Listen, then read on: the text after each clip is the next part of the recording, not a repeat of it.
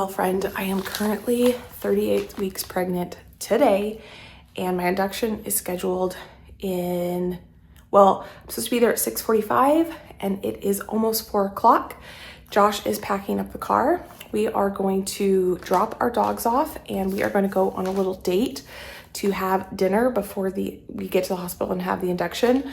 The doctor said to eat a really good dinner that's diabetic friendly. I've got my birth plan here.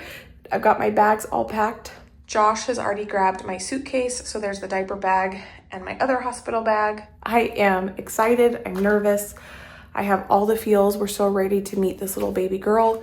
This last week, we have just taken it very easy / we've got a lot done. We've been very, very productive. Our entire house is clean and organized from top to bottom, but we've also taken this last week to just really soak up being a family of 3 before we welcome this new baby. And I just got ready. I took an everything shower. I feel nice. I feel confident. I put a little bit of concealer on, no mascara. We're gonna go on a nice date, just Josh and I, and enjoy our time together and then head to the hospital. So there's been something really nice about knowing that we're going to the hospital, but this whole induction process obviously feels different than last time. So I'm a little nervous about it. I'm excited about it, and we're just gonna see how it goes. So I will take you along as much as I can. Yeah, I've got my birth plan here. I've kind of changed a couple things, but not too many things because most of what was already on my birth plan is pretty standard hospital policy. And that is what it is. So I will see you at some point, and yeah, here we go. We just pulled in after you're fine. We had a really good dinner. That was like a high protein dinner because they recommended going in with a high protein, good dinner. We just dropped our dogs off. We just pulled in the parking lot, and both Josh and I, when we saw the hospital, we were like, oh, this is happening. It feels so different this time, obviously. We're gonna walk in together. We're gonna go check in, and then Josh is gonna come back for the bags, I guess. Yeah. We were going back and forth what we were gonna do because we don't really know what we're supposed to do. I'm gonna bring one load of bags. So oh, I only okay. have to come one time instead of multiple. Okay, that makes sense. All right, here we go.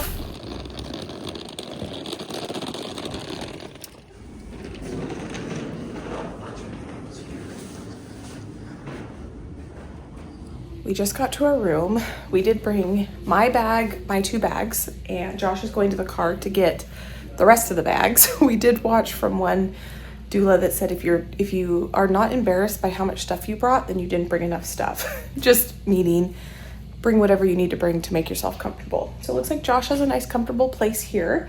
Figured since he's going to get the bags, she said shift change is just about to happen, so it might be a bit before the nurse gets here. Here's our room. Did I just get a little bit emotional when I walked in here? Yes, but here we go. So somewhere for Josh to hang out. Here's the rest of the room. It's very roomy in here. We have the whole room to ourselves. Nice big bathroom in there. And yeah, so nothing on the walls or anything because I'm the only one in here. And there's for baby. So I got the IV in. We're monitoring baby and contractions. The nurse is amazing. The first thing she said is that, because I said, can I wear my clothes as long as possible? She said, basically, we're here just to make sure you're safe and this is your room.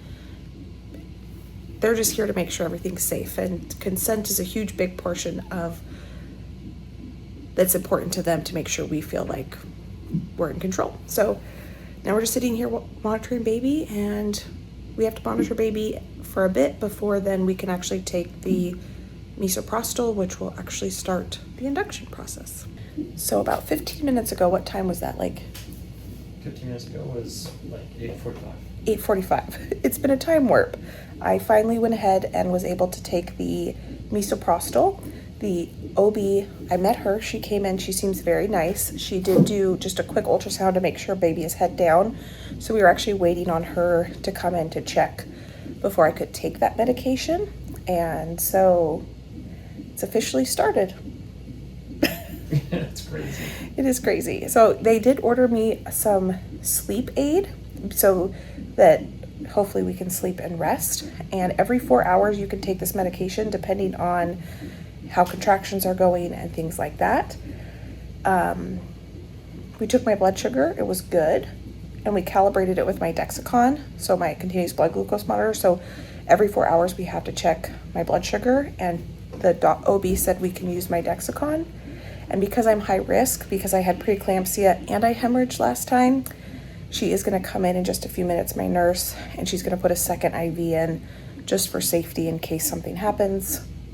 We've got 2 IVs in, and then once she does that, I think we just get to rest for 4 hours, hopefully sleep, and then they'll either give me more meds, check my blood sugar, have a snack before they check my blood sugar, and then at 5 reassess. The doctor said usually, 3 doses of this meds it takes?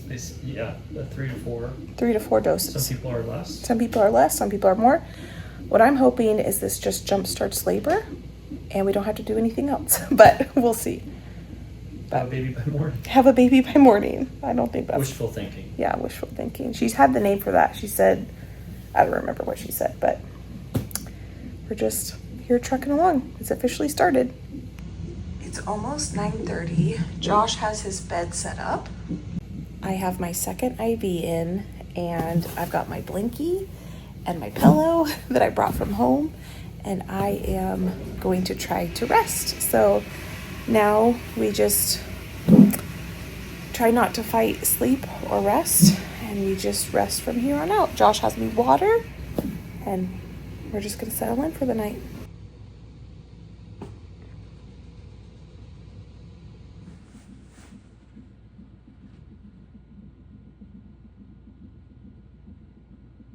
It's 12:57 and I've been on the meds for 4 hours, so she came in to check. And I am having contractions, which is good. You can't eat anything but clear foods when you're on the medication, but now it's been 4 hours, so I can have a little bit of snacks. So she brought me some higher protein options that are diabetic friendly. I just checked my blood sugar. What'd you say it was, Josh? Like 101? 100, exactly. So I'm gonna eat this and then we'll do another dose of the Misoprostol. It's 9 o'clock and breakfast was delivered about half an hour ago, maybe an hour ago now. I ordered the veggie scramble, bacon, and hard-boiled eggs. And we have a new nurse. She brought me some coffee. I got the bed made. I've brushed my teeth, washed my face. I feel a little bit better. At 5:15, we did another dose of Misoprostol. The second dose of Misoprostol, the contractions went from like a 2 to a 4 in pain level. And then I thought at the third one, it would go up, but it actually went back down to about a 2. So I'm gonna eat breakfast. We'll check my blood sugars. I just checked them, it was like 91. And then we might start the balloon catheter, but I think they're gonna do a check to see if I've dilated it all and if we can go straight to Pitocin as opposed to doing the balloon catheter. But we'll eat. I'm actually gonna eat standing up because it feels good on my hips to stand up. And I kind of want to go on a walk with you today, this morning, Josh, Okay. to kind of get out and move around. Sounds good. I already brushed my teeth once, but after eating all that egg, I feel like I need to brush my teeth again. I'm now on the move. The monitor is now mobile, so we're gonna go on a little bit of a walk here, and that'll feel good. And I might even take a shower today because it sounds like it might be a bit of a long process today. Maybe I would redo my hair. We'll see how it goes. They did a cervical check. We were gonna go on a walk, and the OB that's on call met us in the hall, so we came back in, and she did a cervical check, and I was at about a 1. And she didn't think that the way everything was positioned, the balloon would be super effective at this point, so we're doing one more round of Misoprostol. So at some point in the night, they took out my second IV because it was very uncomfortable. And so I've taken my 4th dose of Misoprostol now. The nurse got a new IV in, so now I officially have 2 IVs back in. And contractions are starting to pick up just a little bit again, getting a little bit more productive, I think. And I'm just sitting on the birth ball right now. Josh and I have gone on a walk. We're probably gonna go on a walk in a little bit and just trying to move around.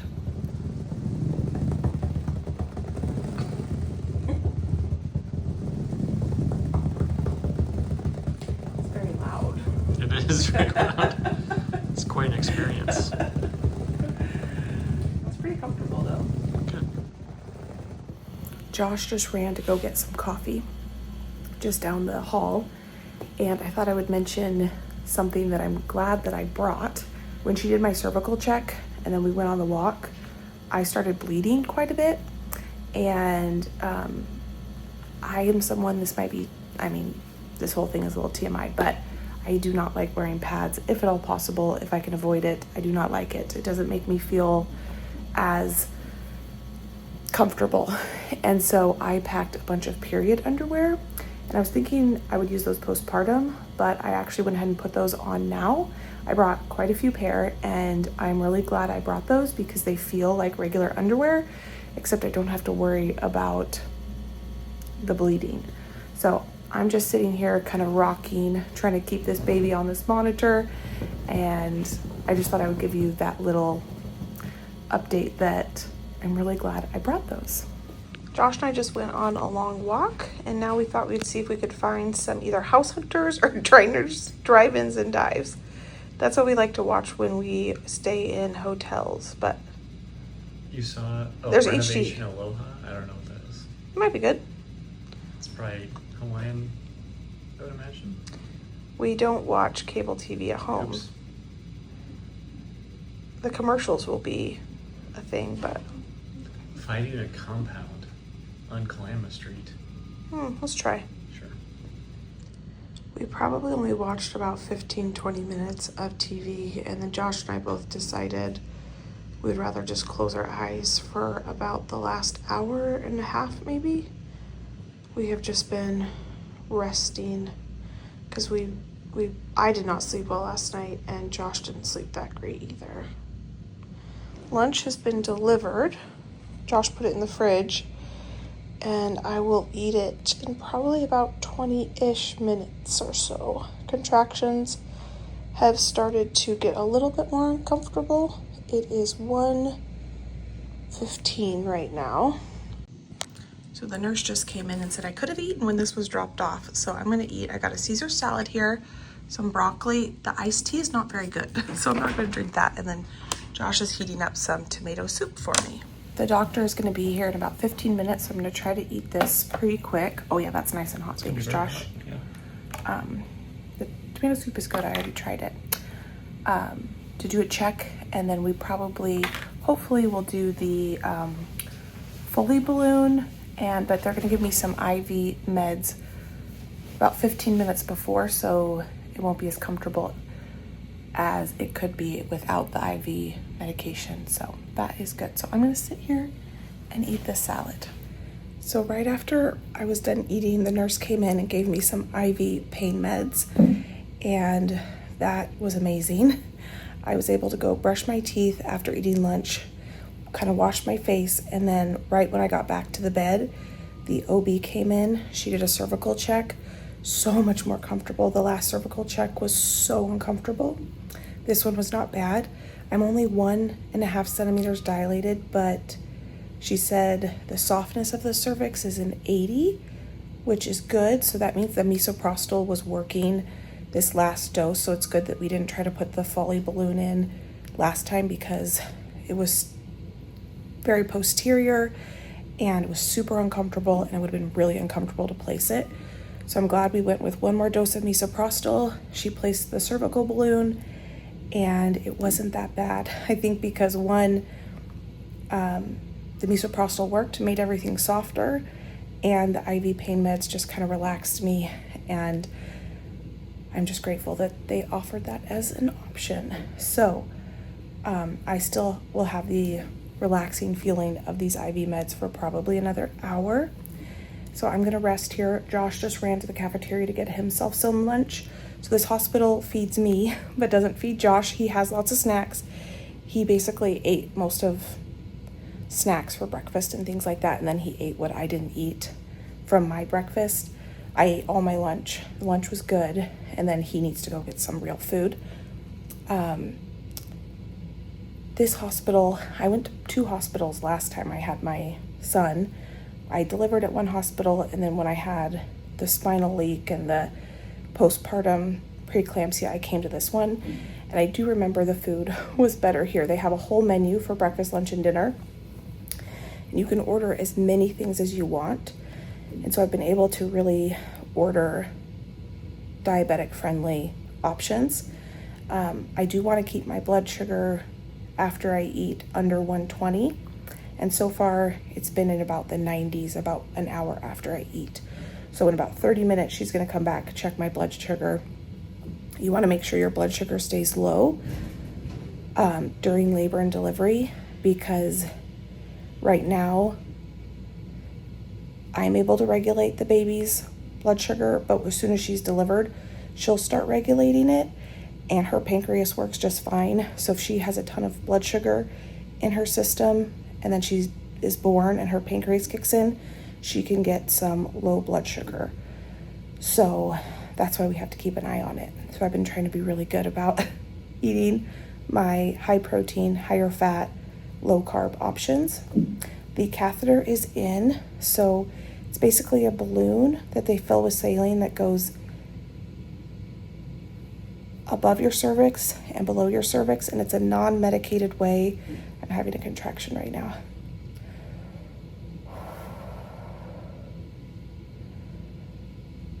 It's a non-medicated way to help ripen the cervix and start to dilate.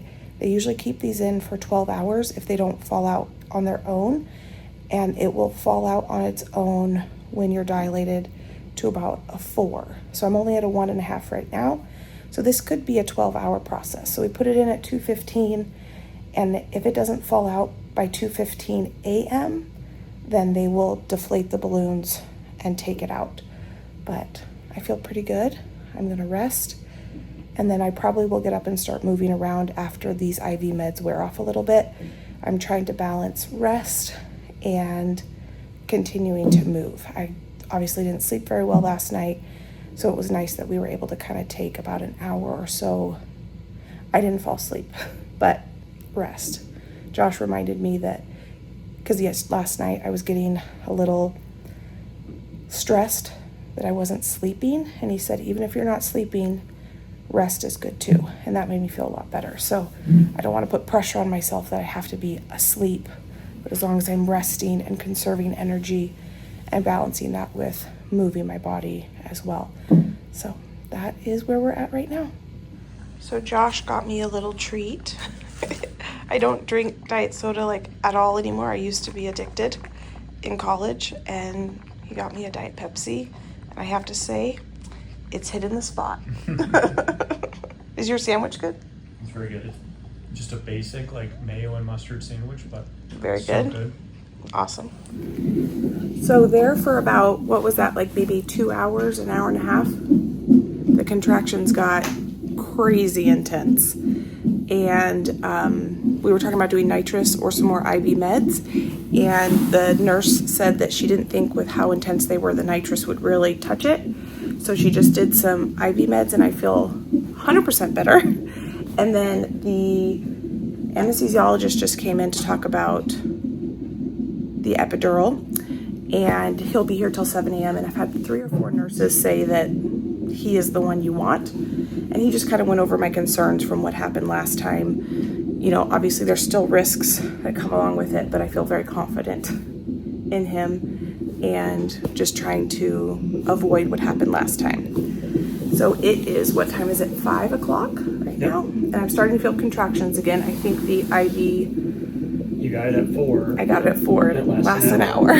So it's starting to come back. There is something that feels nice about knowing that you have the pain of a contraction, because it feels like it's doing something. But then there's something nice about not feeling anything. Okay, I think I'm going to have to focus through these. And I've been very comfortable standing up. I have no desire to sit in the bed at all. Basically, when I was done getting off the phone, or when I was done talking to you last time, I said I was going to rest in bed, and when those contractions started getting uncomfortable, I had to get out of the bed and stand up, and I've been kind of like laying on these pillows, rocking my hips. Josh has been doing the counter pressure, and I've been able to squeeze his hand really nice and tight. And one of my IVs failed, so they called in the IV specialist, which they have told me from here on out, don't ask a nurse to do IVs for you. Call in the specialist. They had an ultrasound, because I think this is like the 5th or 6th time trying to get the second IV in. But she was able to get the larger gauge, or smaller gauge, the larger tube. Room service just dropped off my dinner,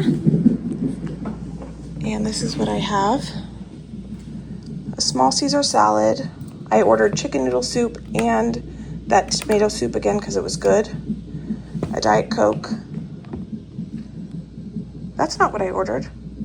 You did order that and a salad. Oh, okay, I guess I ordered that. All right, no, I underneath? ordered. Is it underneath? Oh, I think I was expecting the large Caesar salad. Uh-oh. Oh well, I can just eat the chicken. Okay, no problem. It's 6:15. I'm still having consistent contractions, but the pain level has gone down way down, so I haven't asked for any more IV pain meds at this point.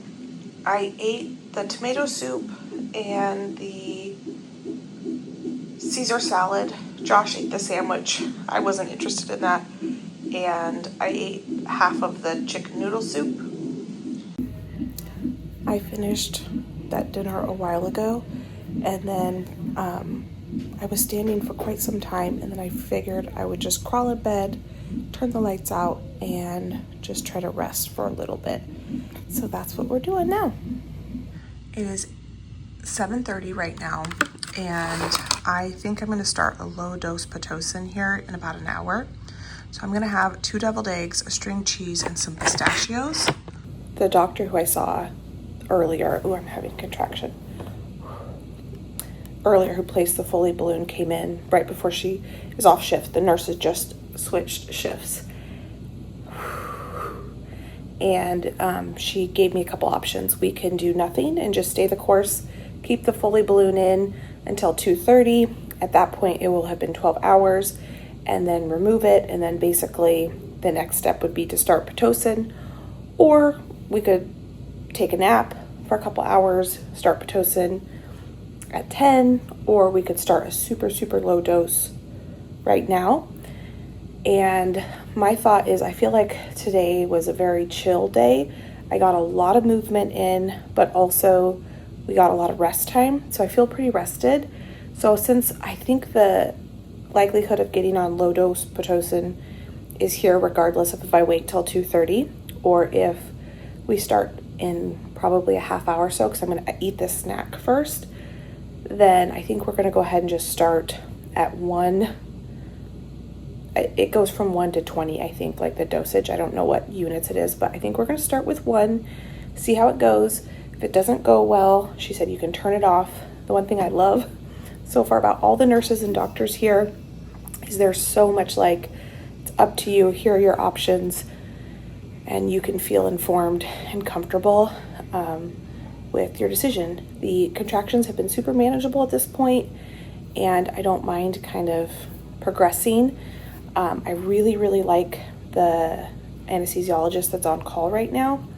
And so I'm thinking that if we can kind of get this going, and then I don't need an epidural at this point, it's super manageable, but I want to try to have him be able to place the epidural when we go that route, and then I could probably take a nap at that point and finish laboring with the epidural. So that's what I'm thinking. Yeah, so I'm gonna eat this and we will see what the next step is, but I'm pretty sure we're gonna start low dose Pitocin. One thing that's making me feel a little bit more human throughout this process is after every time I eat, I've been brushing my teeth and kind of freshening up, washing my face just to kind of feel refreshed. I did not take a shower today. Usually I take a shower at least once a day, but today, between movement and rest, didn't get to it. So just kind of brushing my teeth after I eat and freshening up just feels good. So I've already brushed my teeth for I think the 3rd time today. And then this hospital has a ton of towels. You can use as many as you want. And so I've just been just washing my face with some water. I didn't put any makeup on today or anything, so just kind of trying to feel a little bit more human, and that's been really, really nice. And this outfit has been so comfortable. I did not realize you do not have to wear a labor gown if you don't want to. You can wear literally whatever you want. I did buy 2 labor gowns. I'll probably have to put it on when and if I get the epidural, just so he has access to my back. But yeah, you can wear whatever you want. And I'm not a dress type person, so this feels more comfortable to me. And I feel a little bit more like myself wearing these types of clothes. All right, we've officially started 1 unit of Pitocin. It is 9:15. I also now have a fluid IV, which has electrolytes in it. And I'm going to do some standing and just kind of leaning over the bed and just trying to get out of bed for just a little bit.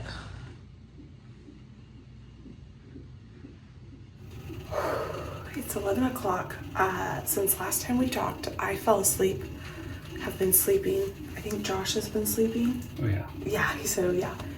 And they never came to up my dose. And I think because I was asleep, I got up to use the restroom and I was having trouble peeing. And I was in here for a while. And I felt like I needed to, but I just could not get my body to work. And all of a sudden, ba-bump, and it was the scariest, craziest feeling. It didn't hurt, but the balloon came out and I didn't know what came out at that moment. And it's now, I put it on a pad on the floor, and whew, that's bigger than I anticipated. It didn't hurt coming out, but that means that I'm 4-ish centimeters dilated at this point. And I'm not really in much pain at this point, but I'm assuming the nurse is going to come in pretty soon and we'll up the Pitocin dose. But that was weird. Not painful, just weird. Startling. Yeah, startling. Well, things escalated quickly. I was having pretty severe, uncomfortable contractions. So we requested to do the epidural at 4:30 so that I could have the guy that 4 or 5 nurses recommended, because he got off work at 7. He placed the epidural maybe a half hour after that. It went so smooth. He did a great job. Completely different experience since last time. I took a nap at what time? Right after? What time what? At 6. At 5:45, they checked you. At 5:45, the nurse came in to put the catheter in and she did a cervical check. She said I was 4.5 to 5. 4.5 to 5 centimeters and what? 80% effaced? 90% effaced. And then they checked me an hour later and my water's broken and we're ready to go. So as soon as the doctor gets in here, we're gonna have a baby. Oh my goodness, it has been 2 hours, 3 hours or so, and we just had the baby. That was amazing. I can't wait to tell you all about it. What a positive experience. It just all worked out perfectly. I didn't take a shower, but I just brushed my teeth, washed my face, washed my belly because I'm allergic to the ultrasound jelly, and that's obviously been on me all the last day, 2 days, 3 days, however long we've been here. I'm all like ready to go. I'm glad I brought all of my stuff. It feels so good. I use this during labor too, to have my postpartum kit here. I feel comfortable. This is a new gown. I birthed in this gown. It was perfect, comfortable. And I've got a fresh one on, washed my face, new socks. I feel good. Josh just picked up breakfast because we missed breakfast because of the exact timing, but I just want to tell you so well. Okay, yeah, I'm gonna go eat breakfast and snuggle my baby. And then I'm gonna shower and then we're gonna go from here. So we'll probably leave tomorrow afternoon. It's 10:45 right now, I think. So they just had housekeeping come and completely reset the bed so it's nice and fresh. I've got a breakfast burrito here I'm gonna eat and enjoy in the quiet. Well, there's a buzzing sound that's gonna turn off in just a minute, but we're gonna sit in this dark, quiet room and get all the Snuggles and eat a breakfast burrito. This is gonna taste like the best meal of my life. Breakfast burritos, guacamole, sour cream, pico, hot sauce. It's 2:15, feeling pretty good. We all just took a nap, baby's fed, and now I'm gonna take a shower.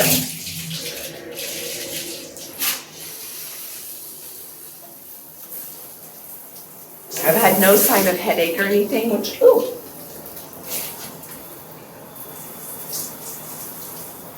is a huge win.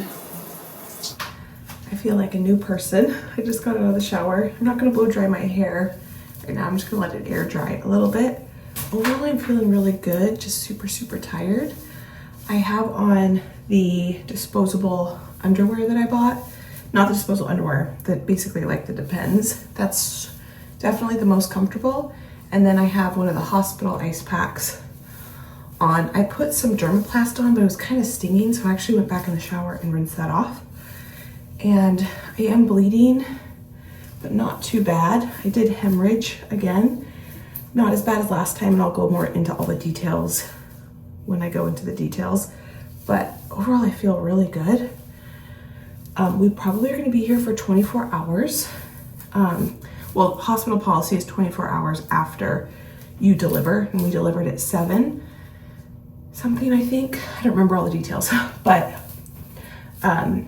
you have to wait until I'm checked by an OB and baby's checked. So they said, usually if you deliver early in the morning like that, it's usually around noon.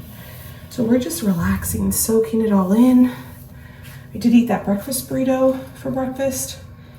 I haven't really eaten tortillas in a long time, and it did spike my blood sugar the highest it's been in a long time. So I am gonna keep wearing my Dexicon or my continuous blood glucose monitor for at least 90 days, I think, after. But if I had ordered a breakfast here, I would not have ordered a higher carb thing. But when we were looking on Uber Eats, there's a place that makes pretty good breakfast burritos. So we went with that, and it did spike my blood sugar, which is fun. Now, at least it's just my body that I have to worry about, not somebody else's. I'm just gonna put my hair up in a simple bun. I feel so much better being clean. The pain level's pretty good. I did, before the epidural was completely worn off, she gave me some ibuprofen and some Tylenol for the cramping. When I had my son, I did not have postpartum pains when the uterus is contracting back down, but I'm definitely experiencing those with my second, which I've heard that definitely they can be more common. The more they get more intense the more kids you have. But they are manageable, but that's why she gave me some ibuprofen and Tylenol for also the swelling down there. I did tear, which I can go more into detail about that, but no external tears, which I think is a win. I don't know if there's one you'd rather have if you're gonna tear, whether they're external or internal. For last time I had external tears, this time internal, and I think I would rather have internal. But I cannot believe that I feel this good. It is literally night and day from having my son. I was not really walking around. Now I'm just walking just a little bit. Very, very minimal walking I've done so far, but I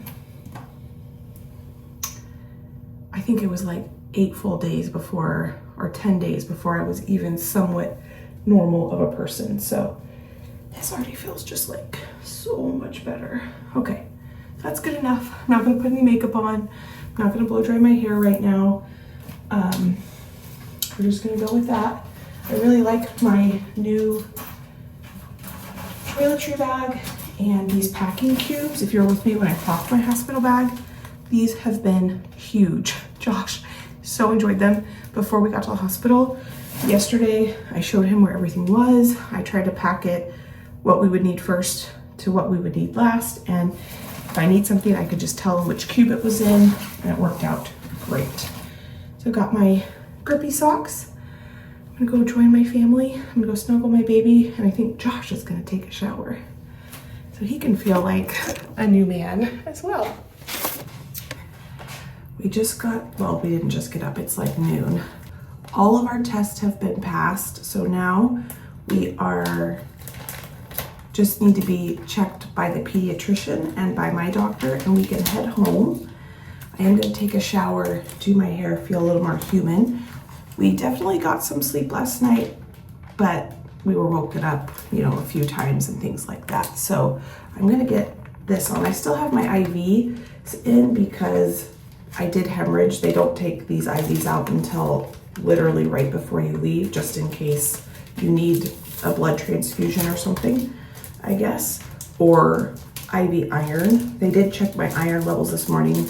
They're definitely low, but the nurse said she didn't think because how I feel, I would need to do IV iron, probably just start taking some iron supplements. I feel pretty good. Shower's gonna feel great. I am gonna do my hair this morning and hopefully we can head home.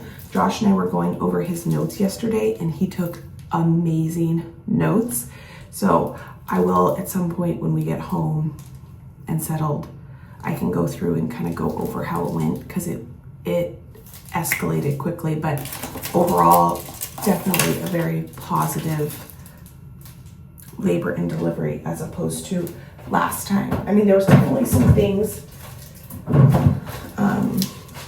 but overall just so much better. It's like night and day difference how I feel today or this time around as opposed to how I felt last time. So shower time it is.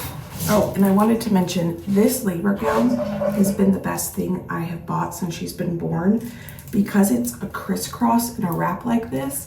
I can tuck her in here, and it's almost like, when I'm laying in the bed, it's almost like having her in like a carrier up on my chest, and she feels very secure.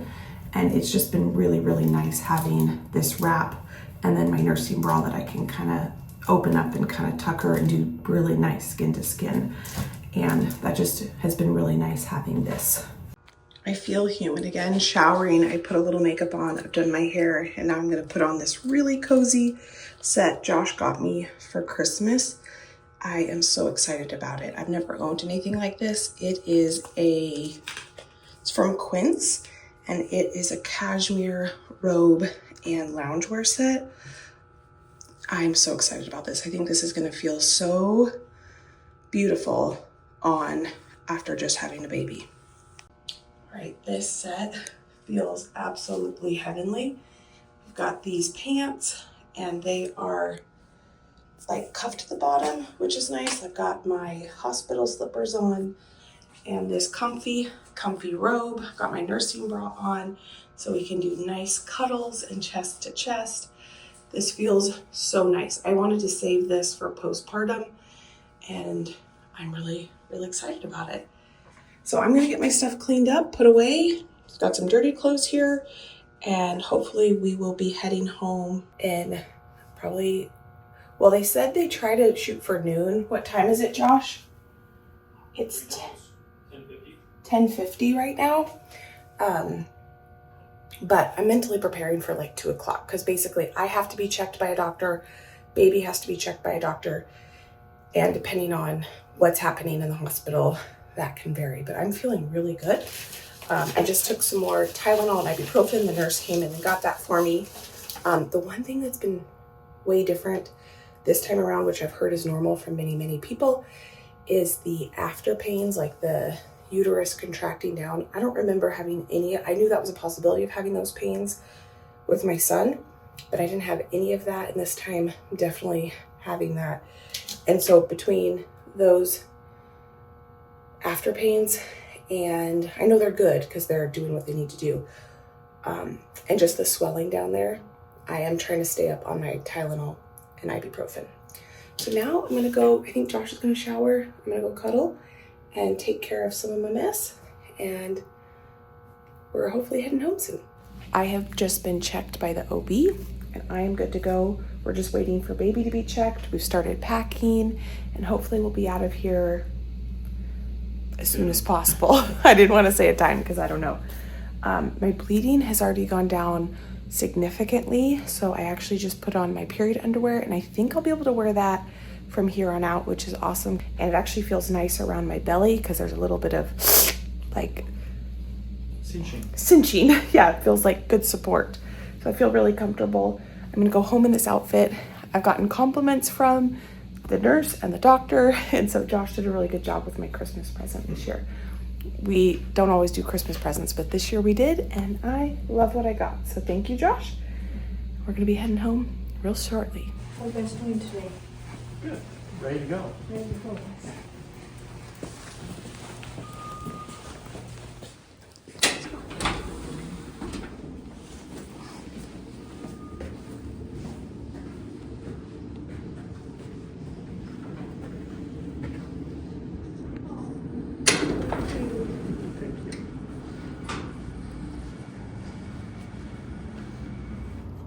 It is day 3. We're heading to her 2-day appointment.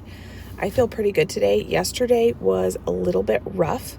I think when I got home from the hospital, I was feeling too good and I overdid it. And so yesterday I paid for it, but Josh was amazing. He entertained our 3-year-old and I laid on the couch, and he's done a really good job just telling me to rest. And so that's what I've been doing all day. I did kind of get myself ready, showered. I mean, I didn't put mascara on, but I did put a little concealer. I will say newborn tired is not as bad as late pregnancy tired. Josh is definitely more tired. But I actually feel like I've been getting better sleep. And so that's just kind of funny. I think tomorrow, I've got my car turned on. I think tomorrow I'm going to sit down and go over the final stages of labor and delivery.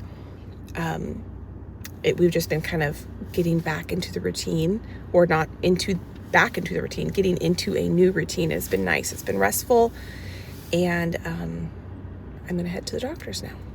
I just pulled in to the doctor's office, and I am so happy to be the one bringing her to her 2-day appointment. If you watched my last birth vlog, I was so sick. I was re-hospitalized at this point. We had gone home, and then I had to go back for postpartum preeclampsia and a spinal fluid leak. And so I was not able to take our son to his 2-day appointment. So Josh did that by himself, and I am just so grateful that I am here doing this by myself. I'm going to be really slow, but I feel good. The sun is out and I am able to do this. So this is a huge, huge thing for me. That was super easy, and it is absolutely beautiful outside. It's 51 degrees, sunny, but I can tell just that little bit of walking it took me to get into the hospital, get checked in, walk to the restroom and go to her appointment, and then walk back. That is enough walking for me, as much as I would love to be out walking in the sunshine. And let me tell you, I was not ready for the emotional hit walking through those doors, because this was not at a pediatrician's office. This is at the hospital I gave birth at. And walking into where I just gave birth like 3 days ago, and where Josh and I walked the halls when we were trying to get labor going. Yeah, that was an emotional hit that I was not anticipating. So what we're going to do now is we're going to head home. She's been fed, all situated. She looks great. And my son and I baked her a birthday cake this morning when I was getting ready to start the pushing process. When they checked me, they're like, "We're going to have a birthday today. We're going to have a birthday today. We're getting ready to have a birthday." And that hit me this morning. And I thought, we should make a birthday cake. And my parents are coming over to meet her today. And so we are going to celebrate a birthday tonight, which will be nice. And then I will be back to share with you those final stages of labor. Hello, friend. I am 4 days postpartum. Let me just move slowly here and get comfortable on this chair. I have some water here. I have some notes, and I am excited to share with you a positive birth story. I did vlog the entire thing, but I thought I would come on here and kind of share with you a little bit of precursor in case you're just found me through this video. If you're new, my name is Becky, and this is the story of the birth of my second child. And I'm just going to do a little bit of recap of what happened on my first labor and delivery and how we got here and how I am so excited to share this story with you. Let me just adjust a little bit here. So my first labor and delivery with my son, the pregnancy went overall pretty good, morning sickness and things like that. I can link the full story down below, but basically it was pretty traumatic. I had severe undiagnosed preeclampsia when I went into labor. I had a spinal fluid leak due to epidural gone wrong. I hemorrhaged, and the healing process from my first labor and delivery was pretty extensive. The actual laboring and delivery part was fine. It was the complications surrounding that were pretty, I don't want to say traumatic, but scary. And so going into this pregnancy, I was hoping for a better labor and delivery and postpartum, and I am excited to share with you that it went so well. I did vlog the entire pregnancy, and if you're new, I'll just give you a little update. The pregnancy, I was diagnosed, I think at like 10 weeks with gestational diabetes, and that was the only complication that I had throughout the pregnancy. I was able to keep it very well controlled with diet and medication. And I can link those videos down below. I'll also link my first birth and labor and delivery and all that down below if you want more context into going into this labor and delivery. But what I'm excited to share with you is that the induction went well. So because I had gestational diabetes, they did recommend that I be induced between 38 and 39 weeks, anytime in that range, because when you do have gestational diabetes, you are at risk for having a big baby. And my growth ultrasounds were predicting that she would be about a little over 8 pounds at delivery if we delivered in the 38-week mark. And I was really nervous about induction because I hadn't heard very many positive induction stories up until I was told that I was going to probably be recommended an induction. And when I had mentioned that to you all, many of you had said or shared with me your positive induction stories, and you recommended that I go and listen to other women's positive induction stories. And that's what I did. And listening to those positive induction stories really made me mentally prepared for going into induction. And I'm just so excited to share this story with you because my birth story is a positive induction story. And for how much it helped me to listen to others, I'm excited to share my story with you. By educating myself on the induction process, the medications that are recommended, and the length of time that it can take, I felt much more confident going into this. And I hope by sharing my story that if you are recommended an induction due to a medical complication or whatever it might be, that this story can give you some context into what the process is like, and it can give you some confidence that there is positive induction stories out there. So I did vlog basically from leaving my house throughout the entire process, and it was a long process, but we were mentally prepared for that. But at the very end, it went super, super quick, and I'm excited to come back and share with you how quick the very end went. And if you've been here for this whole process, the day we left for the hospital, her crib was delivered. So her room was completely put together. We weren't here when it was put together. We had someone come over and just make sure that it was delivered properly. And I had already put the sheet on the crib and everything. We're not using the crib right now, but there was something really nice about getting that picture when Josh and I were having dinner together. We had a date night on the way to the hospital. That her room was completely put together. So without further ado, I hope you sit back and enjoy this positive birth induction story. Well, friend, it got really, really crazy there at the end. So I'm gonna go back a little bit. Josh took some incredible notes here with timestamps, and I'm gonna just kind of go over the last little bit of this birth. It went so quick that I was not really able to pick up the camera and talk through the process. So that's why I wanted to kind of recap everything here, and kind of after we go over the birth, I'm going to tell you how I'm doing postpartum, because I am now 4 days postpartum. So on Friday at 11, that's when the balloon came out. And I think you saw my reaction. That was like, for a moment there, I thought I delivered her into the toilet because but it wasn't painful. It was this odd sensation. So then at 11:05, they were going to start increasing the Pitocin by 2 units, I think every half an hour, because once the balloon came out, then they could go up above 4 units. So the protocol is you can only go up to 4 units of Pitocin while the Foley balloon is in. On Saturday morning, between 12 and 2 a.m., they were increasing the Pitocin by 2 units. While I was sleeping, the contractions were completely manageable.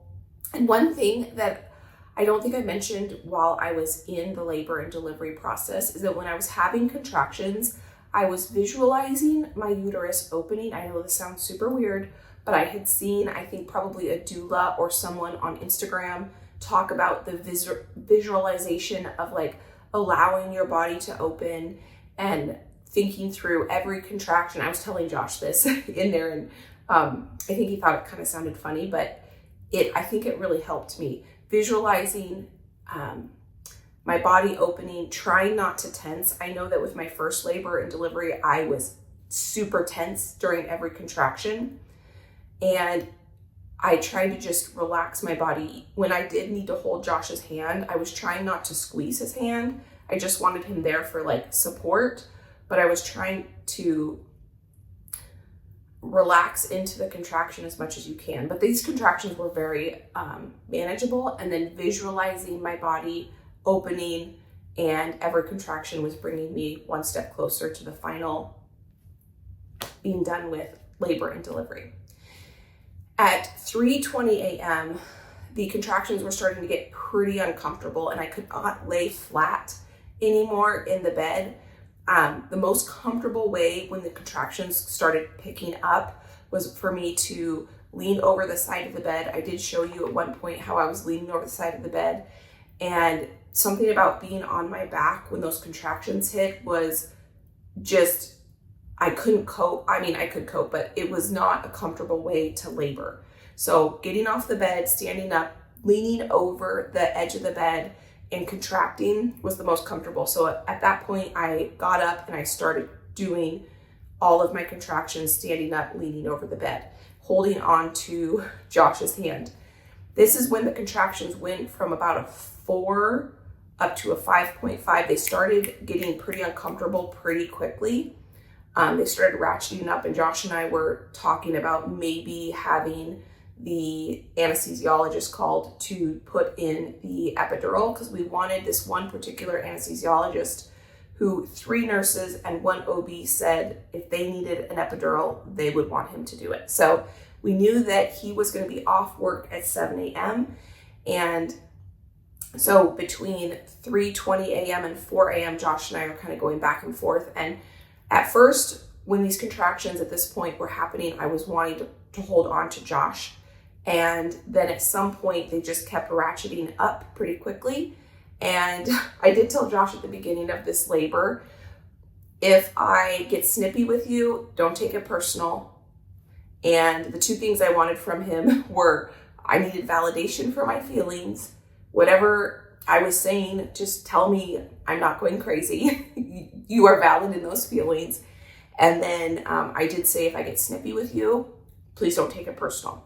I never really got snippy with him, but at this point, during these 45 minutes or 40 minutes or so, I was holding his hand through the contraction, and at some point I did not want him touching me at all. It was like, I was like, get away. I just needed to get through that contraction, and they were getting closer and closer together. I have no idea how close they were, but between 3:20 a.m. and 4 a.m., they went from about a 5 pain level to about a 7. So pretty quick, they were starting to ratchet it up.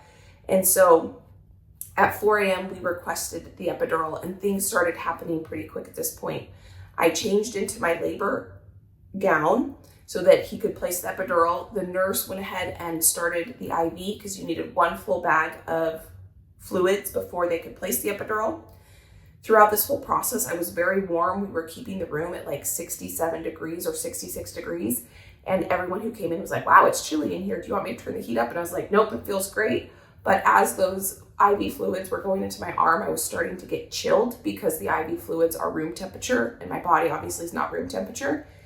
And so the nurse wrapped me up in some warm blankets. I didn't want the heat to be turned on, but I needed to be warmed up before. And she did go ahead and let's see. Oh, she did start after the one full bag of IV fluids were given, she went ahead and gave me 1 dose of fentanyl. That was on my birth plan. And we had talked to the doctor about it, that I wanted to be as still as possible for him when he placed that epidural. And so she gave me the fentanyl, and that made me be able to manage the pain while he placed the epidural. So the anesthesiologist came in and he placed the epidural at 4:30. So basically I requested the epidural at 4 a.m. 30 minutes later, he had placed it, and he had been sleeping. And so I felt great because he was all rested, and he was such a nice guy. This man was incredible. And when he placed the epidural, he had talked to me and he knew my history. He said that he didn't see any signs of leaking. If you're new and you missed it, I had a spinal leak last time I had an epidural placed, and that can cause extreme headaches after the anesthesia wears off. And it's because something gets punctured and your spinal fluid leaks, and it causes depressurization around your head and you get severe headaches. And I was worried about that. And when he did whatever he did, he said he didn't see any signs of leaking. Doesn't mean that the risk of that happening is gone, but he felt really confident that it went really well. And at one point during those 30 minutes when I was laboring and those contractions were getting worse and worse, I did tell Josh, like, do you think I need an epidural? Do you think we should just try to do this naturally? And he said, you don't need to do that. We feel confident in this anesthesiologist who's going to place this.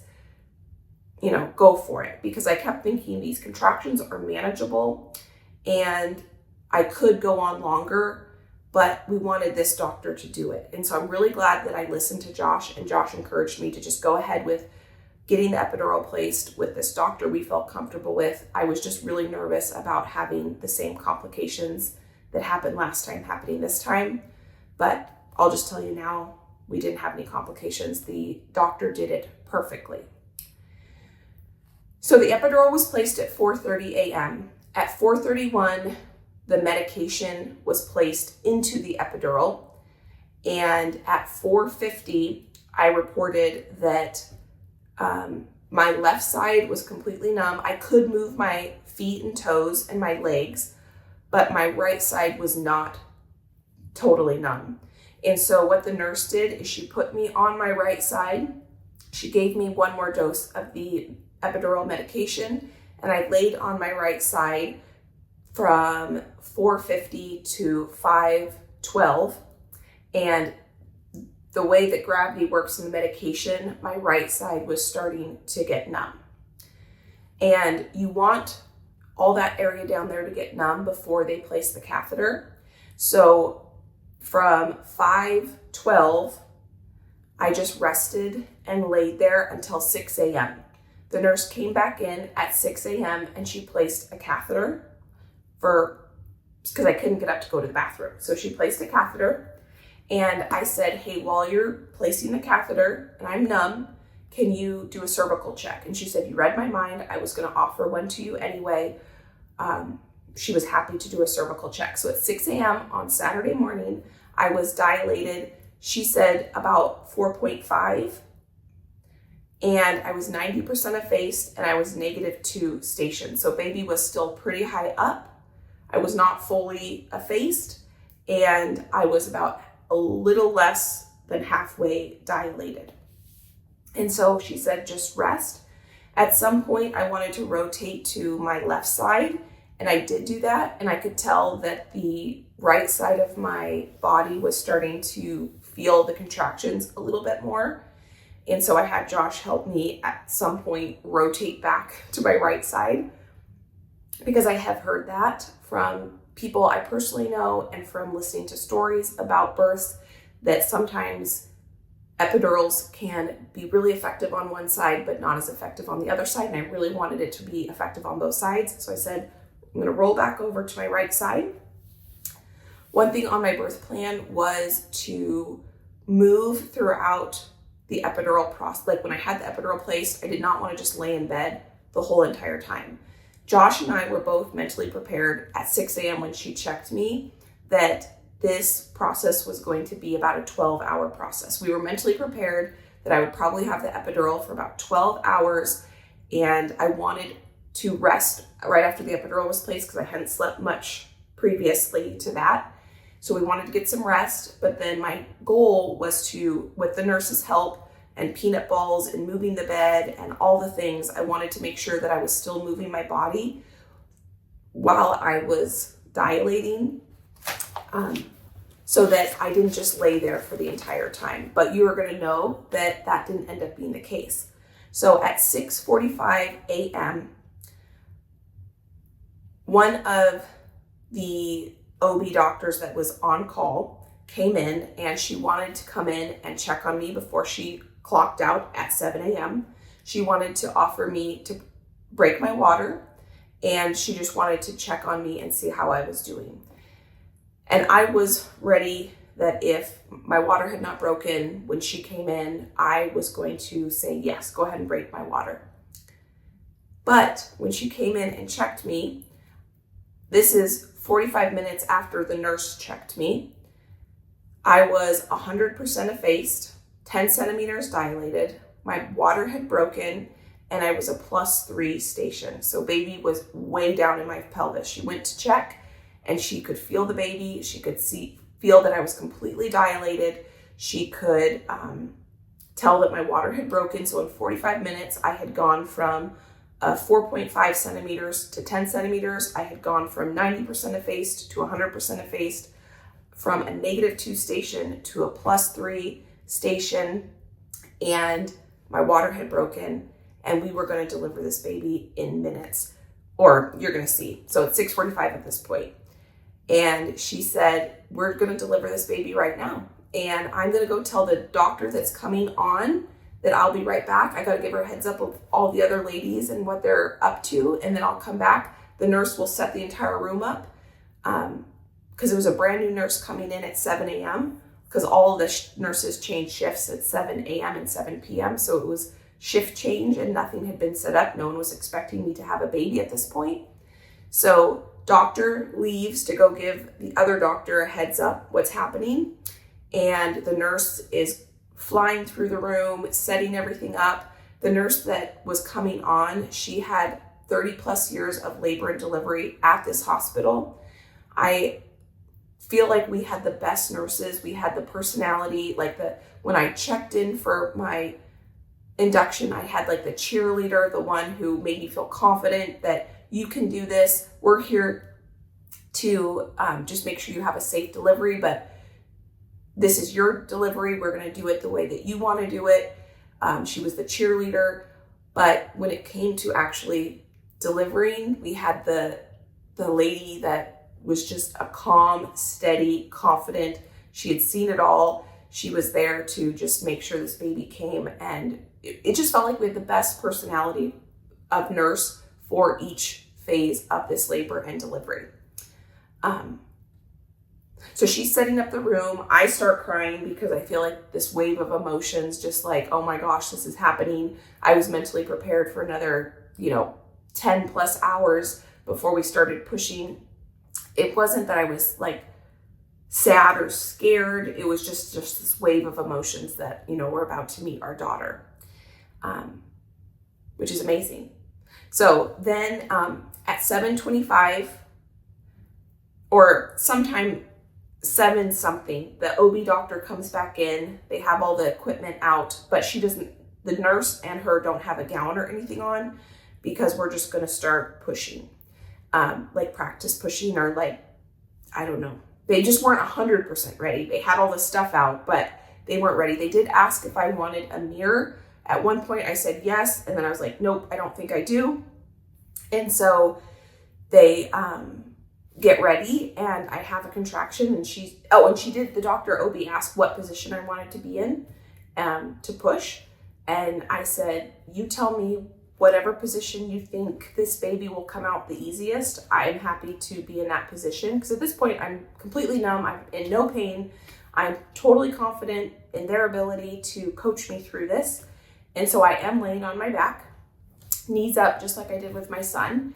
And she said, basically, when you feel the urge or you have a contraction, because I could still feel them, they were not painful, but I could feel that sensation. She said, go ahead and push. And they did, walk me through the breathing and all that stuff, because I was like, remind me of how to do this. So we have a contraction. I start pushing and she says, stop. This baby's coming right now. And she gets gowned up, gets all the things, gets all ready. And then at basically at 7:25, she says, as soon as you feel the urge to push, go ahead and push. And I think it was 2 pushes later, maybe 3, Josh remembers exactly, my daughter was born. So 2 contraction rounds, I think 5 total pushes, and she was delivered. So it was definitely, the induction process was a long process to get to this point, but at the end, I don't know if it was the epidural that allowed my body to just relax and get completely dilated, but it went very quick at the end. And this is where I am so grateful for Josh encouraging me to just go ahead and get the epidural, because not only was the delivery part painless, but I did hemorrhage again. So I hemorrhaged about 2 liters of blood with my son. And that's why they did they wanted the 2 sites for the IVs, because in case I hemorrhaged again and I needed a blood transfusion, they wanted to be able to give that to me. And so I delivered my daughter. They put her up on my chest and she said, I can tell you're bleeding quite a bit. We need to get this placenta out. So in a couple minutes, seconds, I don't know, the placenta was out. I had my baby on my chest. She was doing great, so the nurses just left her alone. My hospital gown, I was able to kind of wrap her up in my gown so she felt very secure and she could get warm. And Josh cut the cord, they got the placenta out, and she could see that I had internal tears. 1 internal tear, 2 degrees, nothing on the outside. It was all along the vaginal wall. So she sewed that up and she said, you're having a lot of bleeding from this. And she couldn't tell if there was also bleeding on the inside, like my uterus was also hemorrhaging. When she looked at my placenta after it was delivered, she said it looked great. It didn't look like there was any missing pieces or retained tissue. But after she got the vaginal tear sewed up, I was still bleeding a lot. So she went in with her hand, and this is where it was like, oh my gosh, I'm so glad I was numb, because she went in with her hand to feel the inside of my uterus, and she could feel that there was retained tissue or clotting, or I don't know exactly the terminology, but there was stuff in there that needed to come out. And if I did not have an epidural at this point, it would have been straight to the OR to get this stuff out. And because I had the epidural, she could call, she needed a ultrasound machine to come in so she could ultrasound, and she had to curette and clean out my entire uterus, make sure that there was no retained tissue. And so this was one benefit, she said, of an epidural that sometimes is not always talked about, that if you have a complication like this, instead of having to go to the OR, she could just take care of it in the room. And at this point,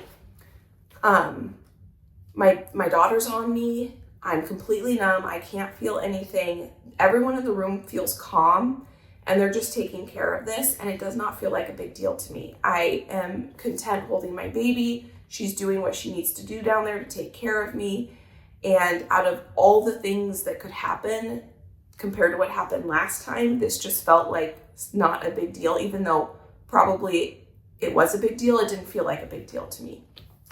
So she got me all stitched up. She curetaged the inside of my uterus. They did give me 1 round of IV antibiotics because of that, as precautionary, because she did have her hand inside my uterus feeling around, and that felt fine. Now, this is where it's interesting. So at this point, baby's delivered. I'm taken care of. I'm stable. Baby's stable. And they didn't do the baby's measurements for probably 2 or 3 hours. My hospital just lets you kind of, as long as everyone feels stable. They did check her vitals and things like that, but they did all that on me. So because she was stable and I was stable, we just got to snuggle and bond and hold each other. And at some point, I was so curious what she was going to weigh, because with the gestational diabetes, they worry about them being so big. And she kept measuring in the 90th percentile. The last growth ultrasound we had, she was measuring in the 89th percentile. And we were expecting her to be in the 8-pound range at 38 weeks. So that's why they didn't recommend I go to 40 weeks, because then she could be 10 pounds. And drum roll, she was weighed, and she weighed 6 pounds, 12 ounces. So she was only 9 ounces bigger than my son. So instead of being in the 89th percentile, she was in the 30th percentile. So that just goes to show that those ultrasounds do have a margin of error. And she was 20 inches long, 20 and a half inches long.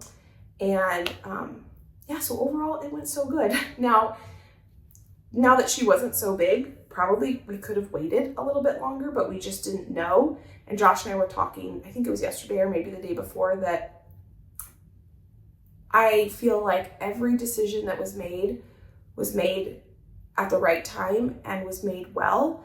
Josh and I felt that even though a lot of what was recommended is exactly what we did, we felt informed. We felt that our preferences were being listened to.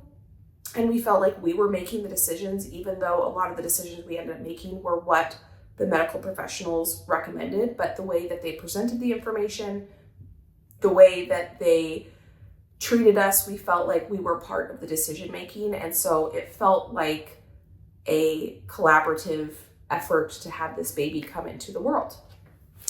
So that is the labor and delivery process. I thought I would just go in and kind of talk about some things that I thought I really liked that going into this labor and delivery that I think made this a positive birth.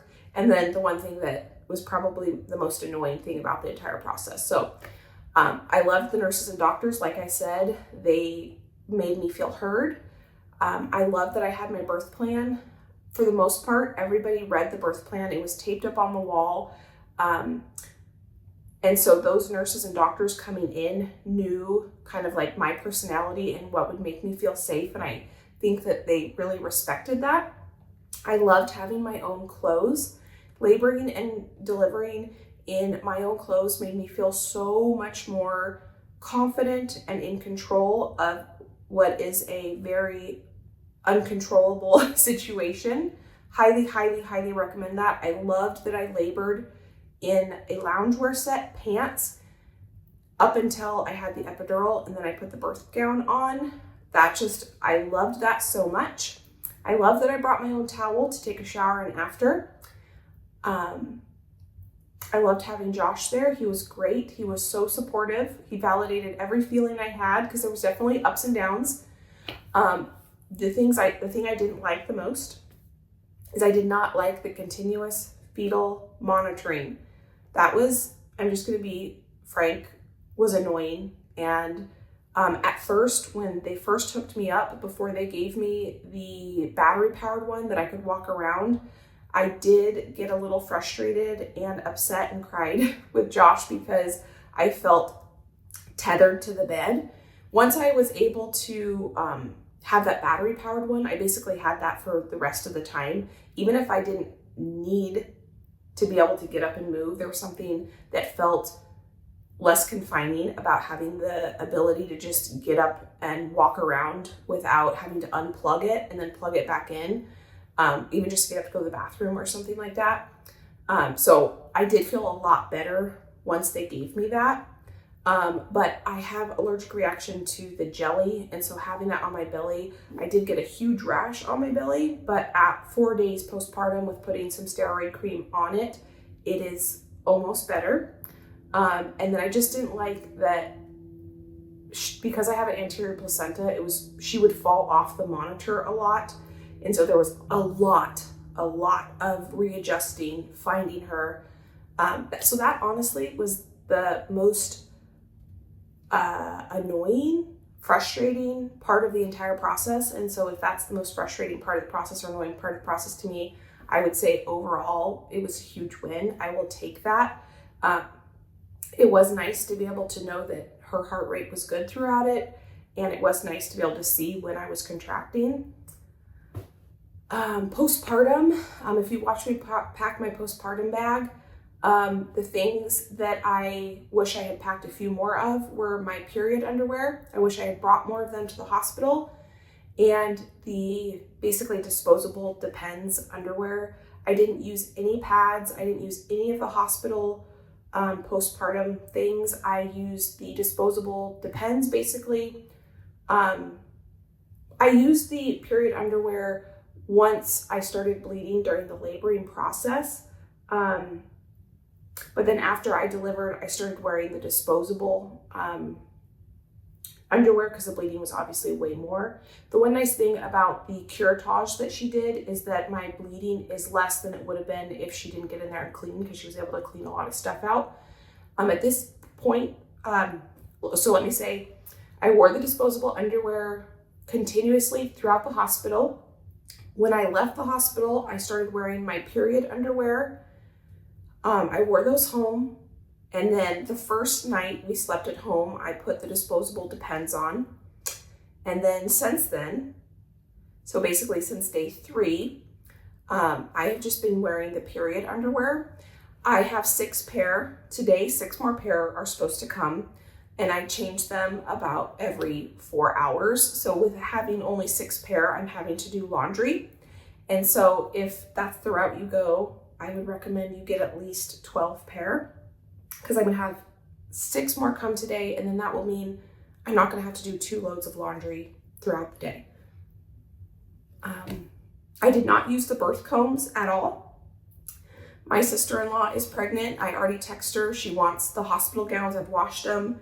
I'm going to give her all the postpartum stuff I didn't end up using. And I'm going to give her the birth combs. That was not something I wanted to use during the labor and delivery, but I'm glad I had it because I thought I would want it. So I think that's it. I'm really excited to share with you a positive birth story. I hope this encourages you. It feels so redemptive to me to be able to end my labor and delivery part of my life on a positive note. Obviously with my son, I would do all that over again to have him here. But I'm just so grateful that I don't have to go through some of the things I went through with my first labor and delivery here with my second. Like I said, with my son, the laboring and the delivering was not the hard part. It was the complications that surrounded that. And mostly the preeclampsia was annoying and not fun. What was the worst part of my first labor and delivery was the spinal fluid leak. And that's a whole thing. And it's because the epidural was not placed well. And actually the nurse came in and said because all the doctors and nurses read my story before, and they all were so sympathetic to what I had gone through. The first time, I also think they didn't want that to happen. They wanted me to have a redemption story this second time. And they actually said that the anesthesiologist the first time didn't do a epidural. He did a spinal block, more like if I was going into surgery. So I don't know. But all I know is that this one went so well. It was just great. So friend, I want to thank you for being here throughout this entire journey. I know so many of you prayed for a positive experience. I know this is long, and I appreciate you being here. I appreciate your prayers, your kind wishes. I appreciate you encouraging me to listen to positive birth stories. That made a huge difference. I appreciate you encouraging me to educate myself on the process, the medications. That was huge, and that you can advocate for yourself. And make sure that you feel heard, and it is, they are helping you throughout this process, and you can be a part of the decision making. I would encourage you, if you are looking at a possible induction, to educate yourself. It helped me so much, and listen to as many positive stories as you can. The biggest thing, Josh and I mentally prepared ourselves that it was going to take longer. It did take longer, but if it goes well and you're healthier going into it, you get to go home usually sooner because you're healthier going into it. And that was my case. I was there much longer up until delivery, but then after delivery, everything was good. We were healthy, so we were able to go home in a very reasonable amount of time. So thank you for being here. Thank you for being you. And I can't wait to see you next time.